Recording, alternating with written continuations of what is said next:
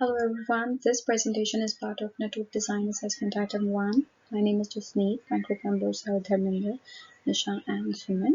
And we are provided with a network scenario, with a scenario of an organization, and we have to create a network design. And my part is technical goals. I have to list the technical goals and model for naming and addressing. List of technical goals for our network designs. So the most importance we have given is to the responsiveness and throughput and availability, that is 25%, 25% respectively, followed by security 20%, usability 15%, manageability 10%, and then adaptability 5%. Expected that our network will be available for 99.40% of the time. That is that out of 168 hours a week, our network may go down for 1 hour.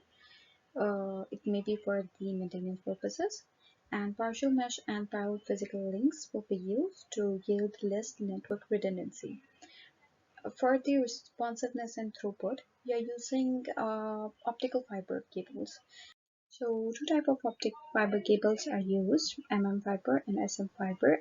Fiber can cover distances up to 2 kilometers and SM fiber can cover distances up to 80 kilometers, and the bandwidth is high for both of these cables.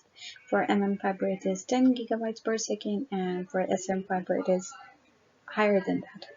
And the performance for the campus core needs to be very high. Next is network security. First, we need to identify the network assets, the risk associated with the security risk associated with those assets, and then we need to develop security requirements. Manageability. So we need to manage four things: the fault, the configuration, accounting and performance, usability, and adaptability.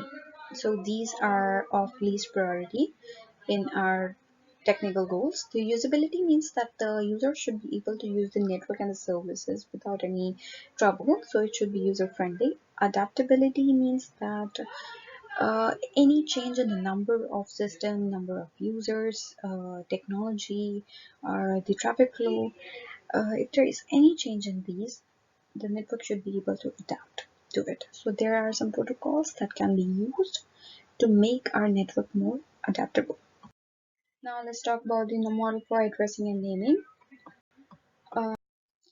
A structured model for addressing and naming is used to identify the total number of devices that will be used in our organization. We have divided the organization into departments, and in the first column we can see there are areas, the departments, and in the second column we have number of devices in each department. So we'll be able to calculate the total number of devices in the organization.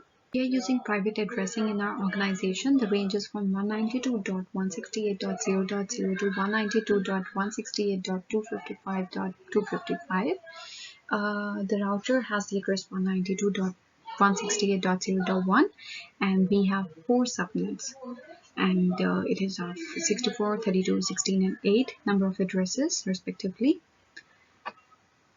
And these are the ranges of the subnets, and the mask is 26, 27, 28, and 29. So we have named the devices in a very simple manner, that is by the type of machine it is, followed by the order of machine. So if now we have 29 computers in our organization, so the first computer has the name COMP1, and the last one has name COMP29.